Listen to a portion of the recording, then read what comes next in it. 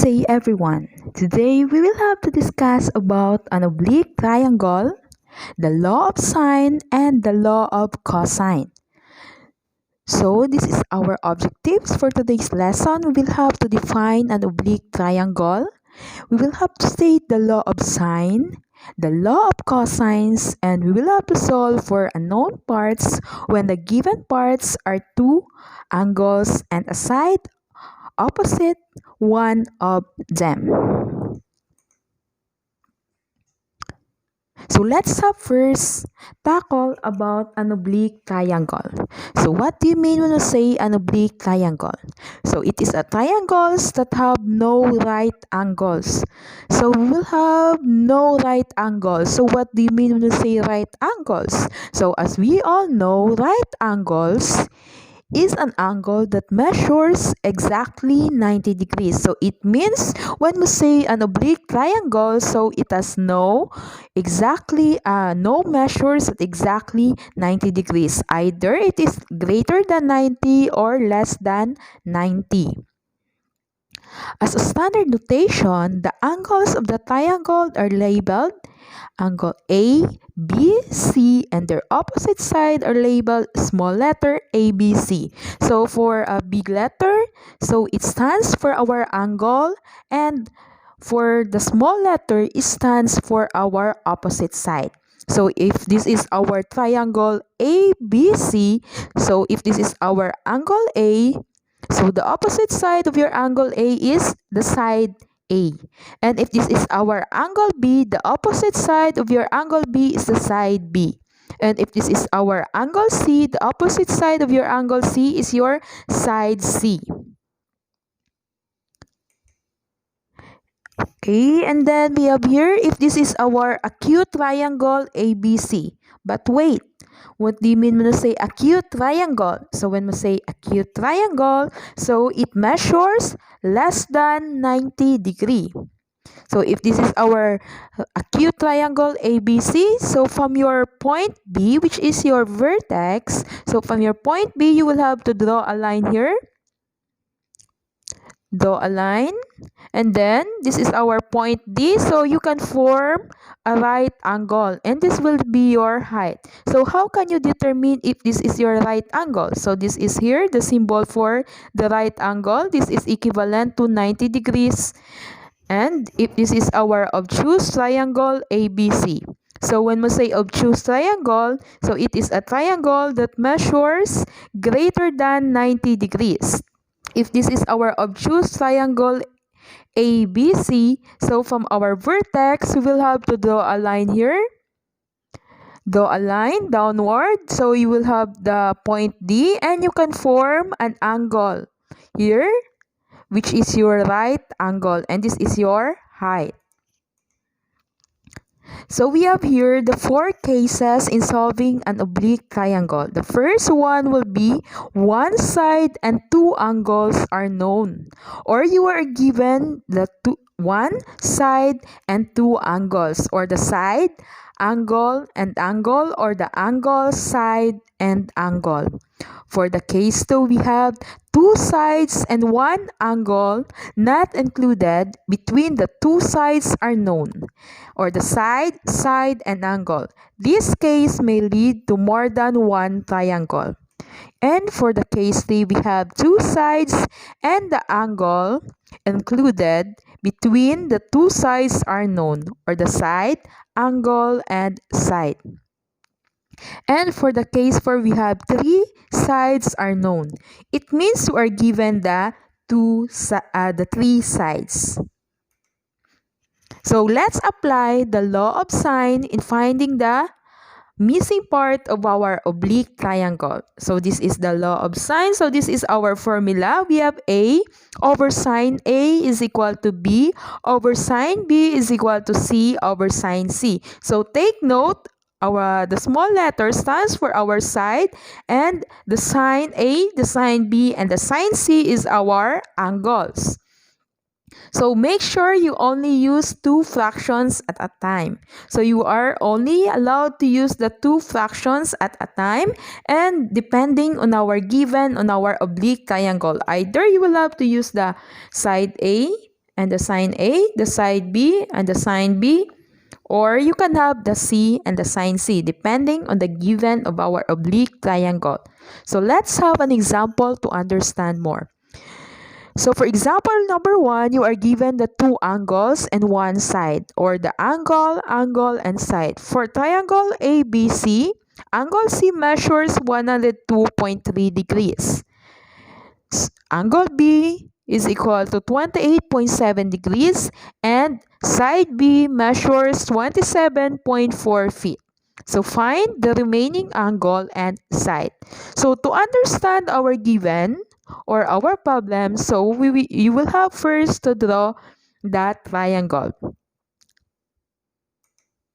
So this is our diagram of our triangle ABC. So this is our given. So angle B is 28.7 degrees. The side B measures 27.4 feet. The angle C measures 102.3 degrees. So our missing angle is the angle A, and the missing side is side A and side C. So we will have first to look for the missing angle. So as we all know, the total measure of our triangle is equivalent to 180 degrees. So it means if you will have to add the angle A, the angle B, and angle C, the total degree or the total measure should be 180 degrees. So this will be our formula in order to solve for angle A. So we will have angle A is equal to 180 degrees, so which is the total degree or the total measure of our triangle minus the measure of angle B minus the measure of angle C. So therefore we have angle A is equal to 180 degrees minus the measure of angle B, which is 28.7 degrees, minus the measure of angle C, which is 102.3 degrees. Therefore, the measure of angle A is equal to 49 degrees. So we already have the measure of angle A. So we have only the missing side, which is the side A and the side C. So we already have the measure of side A. So we will have to look if there is a value of side A. So this will be our next step. So we will have to look for the value of our side A. So in solving for side A, we will have to use the law of sine. So if this is our triangle, so take a look on our formula. So the complete given will be the angle B and the side B. So we will have to use that angle and side. So therefore our formula will be A over sine A is equal to B over sine B. So we have here our required is the side A. So as we all know, the denominator of A, side A is equal to our angle A. And then we will have to use the complete given, the angle and the side, which is the side B and the sine B. And A, this is our missing side. Sine A, we have sine 49 degrees. Why is it sine 49 degrees? Because as we solved a while ago, so the measure of angle A is 49 degrees. Therefore, we have sine 49 degrees. And then we have B. So the measure of side B is equal to 27.4 feet. So this is the reason why we have 27.4 here. And then we have the measure of side B, which is 28.7. So this is the reason why we have sine 28.7 degrees. Okay, then we will have to apply the cross multiplication. We will have multiply the A and the sine B and the B and the sine A. So therefore we have A sine 28.7 degrees is equal to 27.4 sine 49 degrees. And then, next goal is to find the measure or the value of A. So, our goal is on our left side, it must be only a here. So in order to cancel the sine 28.7 degrees, we will have to divide the whole equation in sine 28.7 degrees. So we will have to divide here a sine 28.7 degrees divided by 28.7. And then we have here, you divide here in the left side. So therefore, you will have also to divide in the right side. So therefore, we have a is equal to 27.4 sine 49 degrees is over sine 28.7 degrees. Okay, then in your calculator, so how can we solve this one?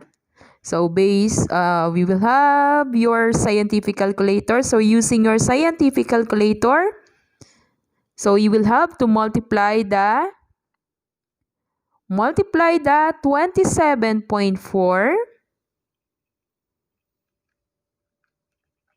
times sine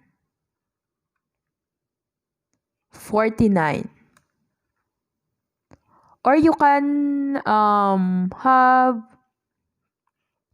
you can or you can does not put the symbol for multiplication, and then close parentheses, and then equals, and then after that divide sine 28.7 degrees or 28.7, you can have it.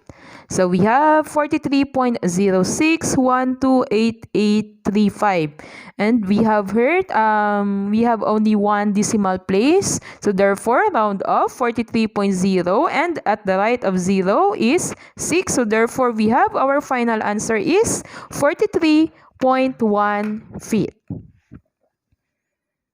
Okay, so we have here the measure of angle A. We have also the value of side A. So we will only have the side C. So we will have to solve for side C.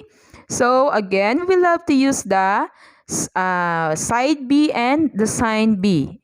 So we have for our formula is C is equal to B over sine B is equal to C over sine C. So we have the value of B again is 27.4 over the measure of our angle B, which is sine 28.7 degrees, is equal to C, which is our missing side, over sine 102.3, which is the measure of your angle C. And then next step, cross multiply. So multiply the B and the sine C and the C and the sine B. So therefore we have C sine 28.7 degrees is equal to 27.4 sine 102.3.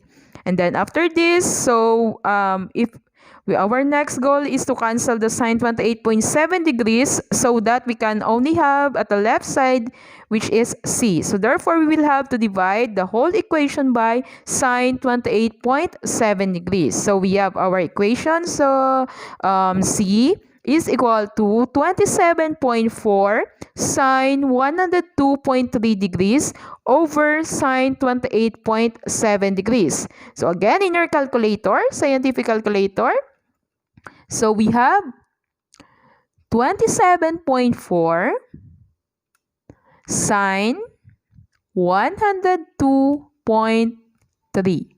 So as I mentioned a while ago, you can have, didn't put the multiplication symbol. And then equals. And then next divide 28 point sine divide by sine 28.7 degrees or 28.7. You can have it. So therefore we have, so our answer will be, so let's have it again. So we have 27.4 sine 102.3 close parentheses, and then equals, divide by, we have answer, divide by sine 28.7, then equals. So therefore, we have 55.7470.61628. So, one decimal again. So we have 55.7 feet. Okay, so we have our next example, number 2. So this is our triangle ABC. So our given will be angle A is equal to 32 degrees. Our angle B is equal to 81.8 degrees. And side A is equal to 42.9 centimeter. So our missing angle is the angle C. And the missing side is side B and side C. So let's have first look for the measure of angle C. So how can we solve for the angle C? So we have here. So you will have to, as we all know, the total measure of our triangle is 180 degrees. So you will have to add that 3 angles. So therefore, we have angle C is equal to 180 degrees, which is the total measure of our triangle minus the measure of angle A minus the measure of angle B. So therefore, we have C is equal to 180 degrees minus 32 degrees minus 81.8 degrees. Then next, we will have to add 32 and 81.8 and then minus by 180 degrees. Therefore, we have the measure of angle C is 66.2 degrees. And then next, we already have the measure of angle C, which is 66.2. So you will have to look if there is the value of side C. So there is no value of side C. So next step, we will have to find the value of side C. So we will have again use the law of sine. So for our formula, since side A and side B is complete, so we will have to pair it on C and sine C. So therefore, our formula is A over sine A is equal to C over sine C. So we have A, side A is equal to 42.9, and then our angle A is 32 degrees. So this is the reason why we have sine 32 here is equal to C, which is our missing side. And then we have sine 66.2, which is the measure of our angle C. And then next, we will have cross multiply. So we have C sine 32 degrees is equal to 42.9 sine 66.2 degrees. And then next here, so we will have to cancel the sine 32 here. So divide the equation, whole equation into sine 32 degrees. So therefore, we have C is equal to 42.9 sine 66.2 divided by sine 32 degrees. So we'll have, again, you will have to use your scientific calculator. So we have 42.9 times sine 66.2 and then equals, next divide by sine 32 degrees. Then we have 74.07122632. Or you can have one decimal again. We have 74.1 centimeter. So we already have the measure of angle C, the value of side C. So we are only the missing is only side B. So we'll have to look for the side B.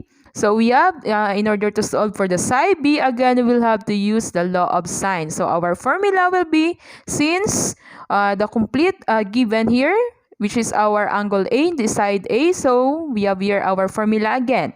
So A over sine A is equal to B over sine B.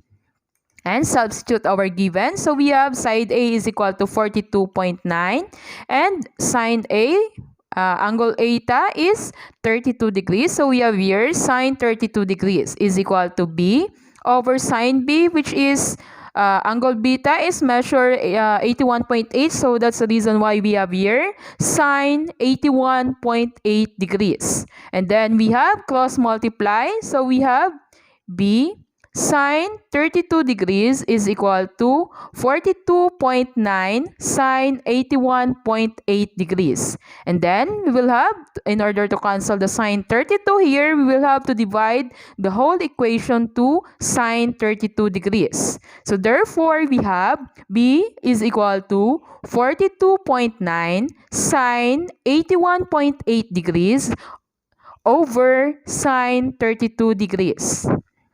So again, in your scientific calculator, so we have here 42.9 sine 81.8 close parentheses and then equals divide sine 32 degrees or sine 32.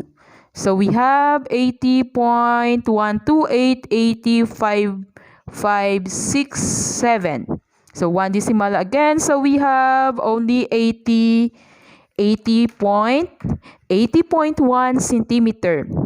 So we already have our given, which is angle C is equal to what? So our angle C is equal to 66.2 degrees. Our side C, which is 74.1 centimeter, and our side B, which is 80.1 centimeter. Okay, so on our previous example, so we are given two angles in one side. So what if we are given the two sides and one angle? So for example, this one. For triangle ABC, the measure of side A is equal to 22 inches, B is equal to 22 inches, and angle A is equal to 42 degrees. So find the remaining side and angle. So this will be our diagram. So since side A and angle A is given already, so and we have also our given, which is the side B. So therefore, we'll have to look for the angle B. So we have here for our formula, A is equal over sine A is equal to B over sine B.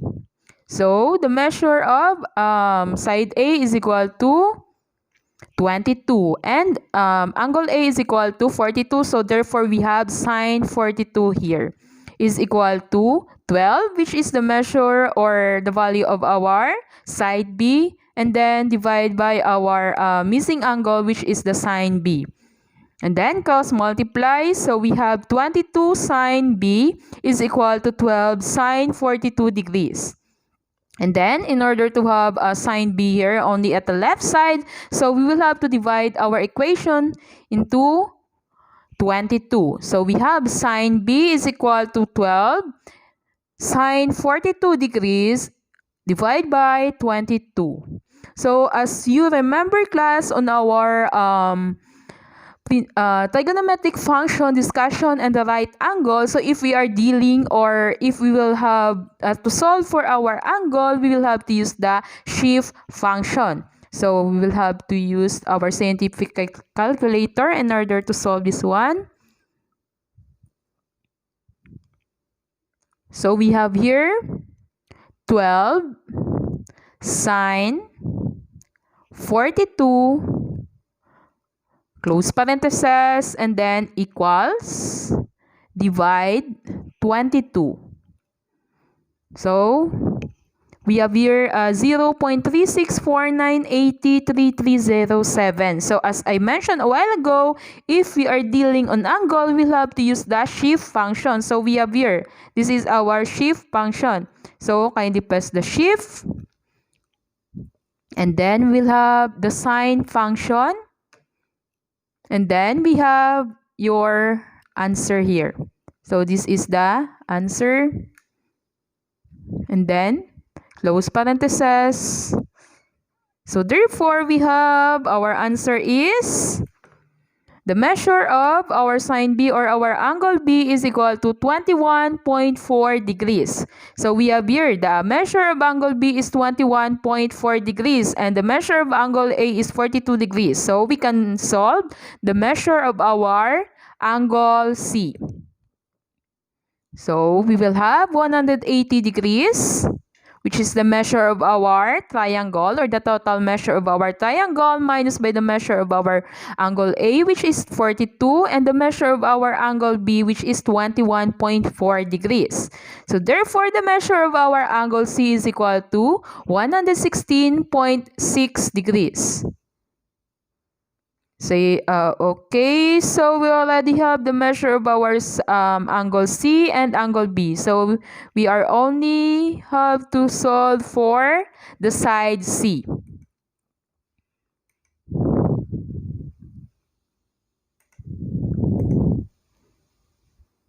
Okay, again, we will have to use the law of sine. So this is our triangle class. So we have here, our formula will be, since the complete given here, the angle in the side is side A and angle A, so we will have to pair it to our C and sine C. So we have C is equal to C over sine C is equal to A over sine A.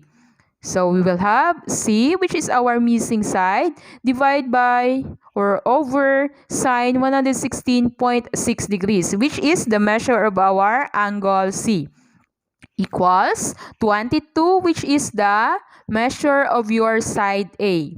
Divide by sine 42. Sine 42 or the 42 is the measure of our angle A. And then we will have cross multiply.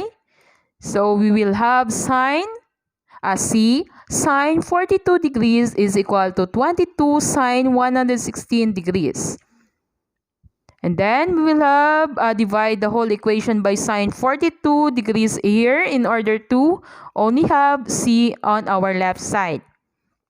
So we will have C is equal to 22 sine 116.6 degrees divided by sine 42 degrees. So we will have to use again our scientific calculator. So we will have 22 sine 116.6 close parentheses and then equals divide sine 42 degrees or sine 42. Then we will have our answer is 29.398443 or if we will have only round of our answer into tens place, so or one decimal, so we will only have 29.3 inches. So therefore the measure of side C is equal to 29.4 inches. Okay, so let's apply the sine law in a problem solving. So we will have Kurt Daniels wishes to measure the distance across the Gascon River. He determines that angle C is equal to 112.90 degrees. Angle A is equal to 31.10 degrees. And side B is equal to 347.6 feet. Find the distance A across the river. So first we'll have to draw our diagram here. So this is the river and this is the angle C, which measures 112.90 degrees. So the goal of Kurt Daniels is to cross the river here. So from angle C, he will cross on angle B. And the given also is the angle A, which is the 31.10 degrees. And also the distance between angle A and angle C, which is 347.6 feet. So we will have to solve for the side A or the distance across the river. So in order to solve for side A, so we have no complete angle and sides. But we have here the side B, so we will have first to solve for the angle B. So in order to solve for angle B again, we will have 180 degrees, which is the total degree of our angle, minus by the measure of our angle A and angle B, angle C I mean. So we have 180 degrees minus 31.10 degrees minus 112.90 degrees, which is the measure of angle C. Okay, so we will have the measure of our angle B is equal to 36 degrees. So we have also the measure of angle B, which is 36 degrees. So we will have to we can solve for the measure of our side A. So we'll have to use the formula. So we have complete given here the side B and the angle B. So therefore we'll have to pair this one on side A and sine A. So therefore we have our formula: A over sine A is equal to B over sine B. And then we will have A, which is our missing side, and then sine A, which is our angle A, measures 31.10. Therefore, we have here sine 31.10 degrees is equal to 347.6, which is the measure of, which is the value of our side B. Divide by sine 36 degrees, so which is the measure of our angle B. And then cross multiply, class. So cross multiply, we have A sine 36 degrees is equal to 347.6 sine 31.10 degrees. So in order to solve for the value of A here, we will have to divide to our equation sa sine 36 degrees. So therefore, we have 347 multiplied by sine 31.10. You will have to divide to sine 36 degrees. So let's try. 347.6 sine 31.10 close parentheses and then equals divide by sine 36, then close parentheses, then equals. So therefore we have one decimal again, so 305.463576. So therefore we have 305.5 feet. So the distance that Kurt Daniels will across the river, we will have 305.5 feet. Okay, so we will proceed on cosine law, or we'll have the cosine law. So